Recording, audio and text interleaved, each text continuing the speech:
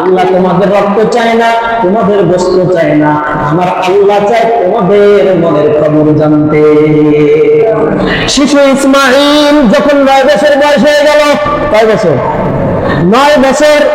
হঠাৎ করে ইব্রাহিম নবী হযরত ইসমাইলকে বলতেছেন, ইয়া বুনাইয়া, হে আমার সন্তান, ইন্নী আরা ফিল মানাম, আমি স্বপ্নের মধ্যে দেখতেছি, আন্নী আযবাহুকা, আমি তোমাকে জবাই দিচ্ছি, ইন্নী আযবাহুকা, আমি তোমাকে জবাই দিচ্ছি, ফানজুর মাযা তারা, এখন তোমার মত বলো, অভিমত বলো, তোমার চিন্তা ভাবনা করে বলো, তুমি এই জবে হওয়ার জন্য রেডি আছো কিনা, প্রস্তুত আছো কিনা।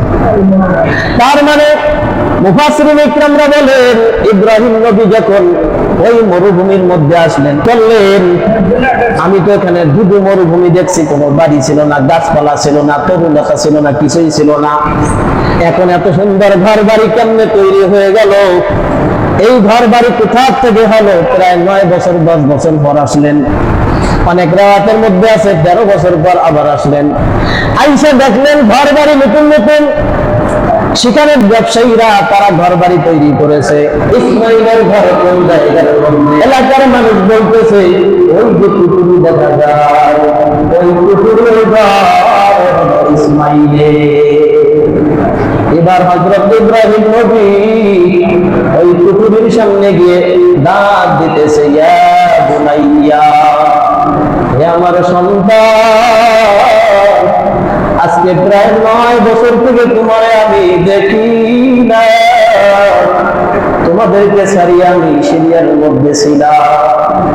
ইব্রাহিম ইসমাইল আলাইহিস সালাম পুকুরের ভিতর থেকে যখন বাহিরের এক আগন্তুক ব্যক্তির কণ্ঠের আওয়াজ কানে আসলো, দরজা খুলিয়া দেখলো তিনি আর কেহ নয়, আম্মা জান হাজেরা বলতেছেন, ইনি হলো তোমার আব্বা। জোরে জোরে বলেন সুবহানাল্লাহ। ইব্রাহিম নবী ঘরের মধ্যে আসিয়া কান্নার রোল উঠিয়া গেল, ইসমাইলকে কোলের মধ্যে নিলেন, কোলের মধ্যে নিয়া আর দেরি করলেন না, মিনা বাজারে চলে গেলেন। কত হৃদয় বিদারক ঘটনা।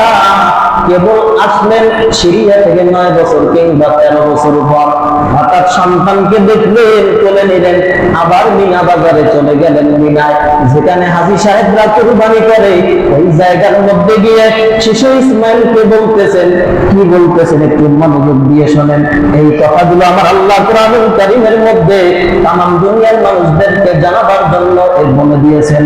ওয়ালা ইয়া বুনাইয়া, ইব্রাহিম নবী ইসমাইলকে বললেন, যে আমার কলিজার সন্তান, ইন্নী আরা ফিল মানাম, আমি স্বপ্নের মধ্যে দেখছি, আমি আযবাহুকা, তোমাকে জবাই দিচ্ছি, কুরবানি করতেছি। ফানজুর মাযা তারা, তোমার কি রায় বলো?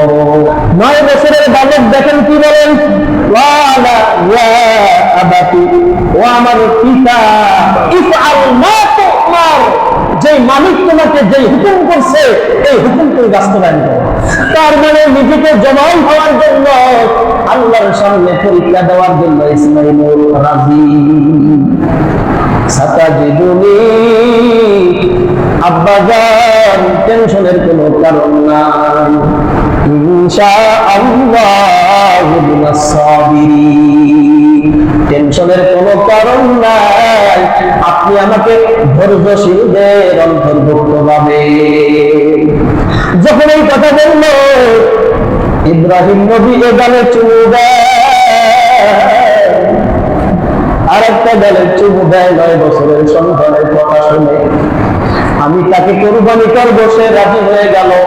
আলাম্মা আসলামা, যখন পিতা পুত্র কুরবানি হওয়ার জন্য রাজি হয়ে গেল, কুরবানি দেওয়ার জন্য রাজি হয়ে গেল, ওয়াতাল্লাহু লিল জাবিন, ইসমাইল বলতেছেন, আব্বা জান, আপনি যখন আমাকে জবাই করবেন, আমার হাত পা গুলো বেঁধে নেবে, আপনার চক্ষু বেঁধে নেবেন, কারণ যদি আপনি আমাকে জবাই করেন আর চক্ষু যদি খোলা থাকে, যখন আপনার চক্ষু আমার চক্ষু হয়ে যাবে, আপনি সহ্য করতে পারবেন না, পিতা হয়ে সন্তানকে কিভাবে জবাই করবে?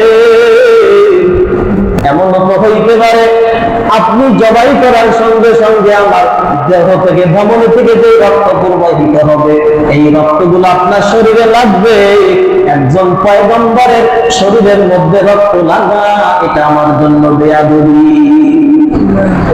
ইব্রাহিম নবী সন্তানের কথা শুনে আর আসমানের দিকে তাকায় আমার মাওলার কাছে কাঁদবে আর বলে, মাবুদ গো, কেমন পরীক্ষা আমাদের ফেলাইলা।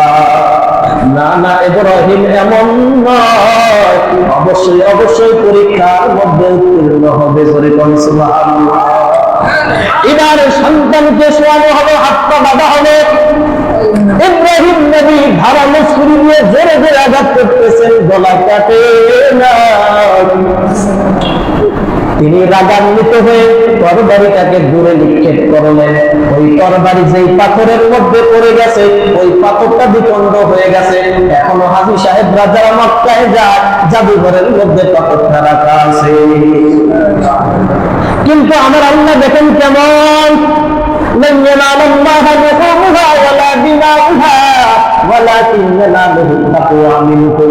আল্লাহ তোমাদের রক্ত চায় না, তোমাদের বস্তু চায় না, আমার আল্লাহ চায় তোমাদের মনের খবর জানতে।